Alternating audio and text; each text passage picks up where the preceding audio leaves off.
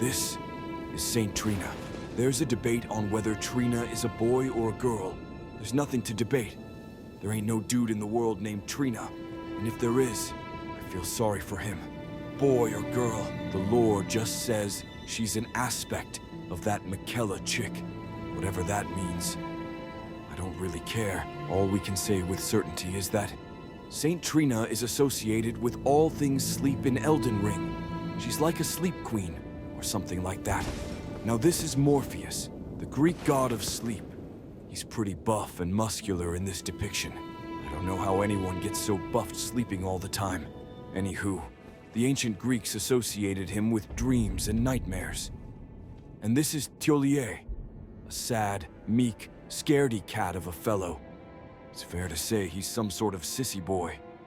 But it was only after my 200th replay of Elden Ring that it suddenly dawned on me that this sweet, timid little man sitting over there behind that freaky sleepy baby mask may in fact be some degenerate drug addict and dope dealer. He's a junkie. Here's the proof to back it up. He sells this concoction of his. It's heavy-duty dope that doesn't grant the sweet dreams and slumber of Trina's Lily. Quite the opposite. This cocktail of drugs is so powerful, just one shot of it, and you instantly overdose. Here's what it does. It's like liquid fentanyl. Don't do drugs, kids. Drugs are only for old people, like me. And that's what Thiollier peddles for 30,000 runes a hit, no less. What a hustler. Thiollier also sells poison, which we all know is just another name for drugs. And he also sells us Trina's Lily, which, we are told, is a symbol of faith in the saint, and is used to dull the senses and prevent agitation. You heard that right, friends. Dulls the senses and prevents agitation. Sure sounds like Xanax to me. And the description of the deep purple lily says that it sends you into a sweet, velvety sleep. Sweet, velvety sleep. Trina's lily is suspiciously like a real-world plant that has the same effect. The poppy plant, from where the world gets opium, heroin, and morphine. According to myth, the cave where Morpheus slept was filled with poppy seeds. In ancient Greece, poppy seeds were used as a painkiller, but a side effect was intense drowsiness. It made you nod out. We can all thank German druggist Friedrich Wilhelm Serturner for discovering the active ingredient in the plant, which he called morphine, after our buddy Morpheus. Today, morphine is widely used for pain management in hospitals and is made available for those suffering intense pain, especially in hospice cases. I know when those death pangs start a-panging for me, I want some of that velvety sleep juice flowing through my veins. And like Morpheus's cave, we must make our way down the perilous path to the underworld in Elden Ring to locate Saint Trina and her drugged-out disciple, Thiollier. Her cave is likewise filled with what looks like Trina's lilies, the source of her velvety sleep drugs. There's little doubt Saint Trina and Morpheus are related. We can also easily make a direct connection to the poppy fields of the Wizard of Oz, where Dorothy falls into a deep slumber, and Thiollier, zonked out in Saint Trina's cave. To be in the arms of Morpheus is no different than being in the arms of Saint Trina. We learn from the description of Saint Trina's arrows that priests of Saint Trina use these arrows to spread their teachings, and are warned that the sweet oblivion of sleep can become quite the habit. So this sleep powder is some pretty strong shit. It's so strong that weaker minds become addicted to it, to its numbing effect that makes the world just disappear, and that makes pain, any pain, go away. The quest for some drug-induced oblivion reminded me of this awesome book, The Pursuit of Oblivion, A Global History of Narcotics by Richard Davenport Hines. I have it in my collection. Oblivion is what Thiollier is after. Oblivion was what the early opium addicts of the late 19th and 20th century were after. The pressures of industrialization and collapse of the old world order, with the accompanying decay of the nuclear family, led people of all kinds, from all classes, to succumb to the sweet, velvety stupor that smoking opium delivered. White women were, for some reason, especially vulnerable to opium dealers. These early addicts would go to opium dens, flop down on some cot or bed or floor, and smoke their way out of the pain, boredom, and disappointments of life, if only for a few hours. Opium, heroin, morphine are still touchy subjects today, and like many things in life, these substances have their legitimate and illegitimate uses, illegal and legal forms, and bad and good effects. Depends on how you use them, really. But the evidence seems to show that Thiollier seeks oblivion, a complete escape from this rotten world. He's addicted to the sweet velvety sleep from St. Trina.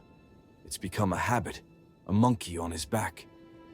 Everything about him tells us he's weak, that he deals in poison, concocts death potions, and that he seems to have completely given up on life. Thiollier wants oblivion like those early opium addicts wanted oblivion. Like we all sometimes want to just make everything go away in a purple haze of tranquility. We're not told exactly just how sucky Thiollier's life must have been that led down the path of sleep addiction. Perhaps he comes from a broken home, or he was abused by an uncle, or was bullied by all the girls in school, or was exploited by some asshole boss at some shitty job. We can only guess, friends, this poor man-child's horrid past, but he himself tells us he suffers from low confidence and low self-esteem. I was no good to anyone. Beginning to end. Weak as a kitten, and thick as two planks. I suppose dying in disgrace is fitting, in a way. And he's got no girlfriends. It's no wonder he became a zonked-out drug addict. It's what happens to dudes without chicks. Get you a chick, don't do drugs. And as if we needed any further proof that Thiollier is a smack-injecting junkie, after we beat the final boss and come back to this cave, we get his weapon, Thiollier's hidden needle. That's right, we get his syringe to shoot up enemies with. I kid you not, friends. I have this deadly needle in my hand. Look at it. It clearly looks like a syringe.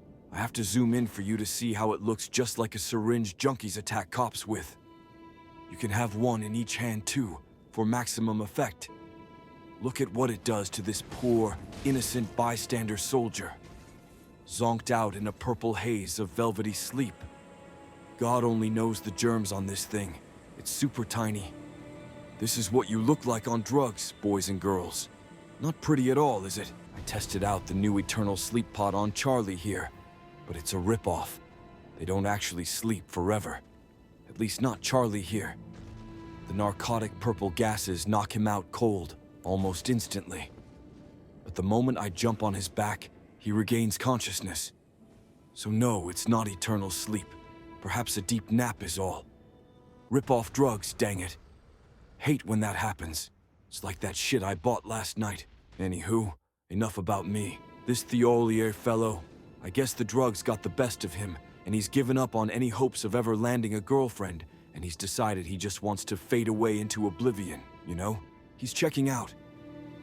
And quite frankly, if this world was like the lands between, I'd be zonked out on that sweet, velvety sleep juice all day long, like this gentleman addict shown here.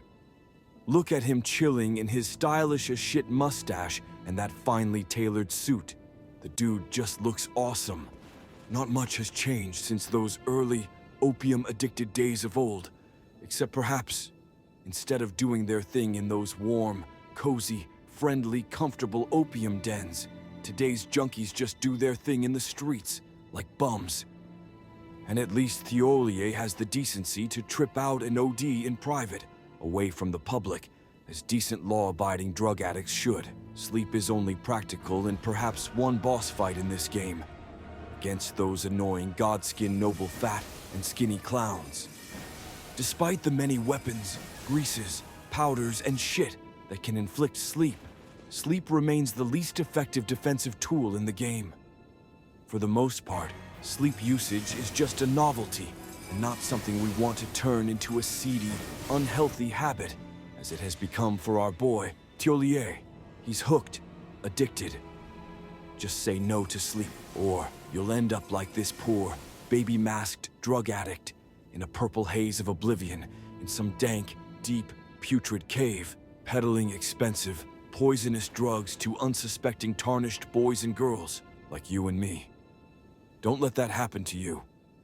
Thanks for watching. Show me some love down there if so inclined. I need to kick back and relax with a stiff drink. Oh yeah, that's the ticket, and sink into oblivion like Charlie here. Sweet dreams, friends. Sweet dreams.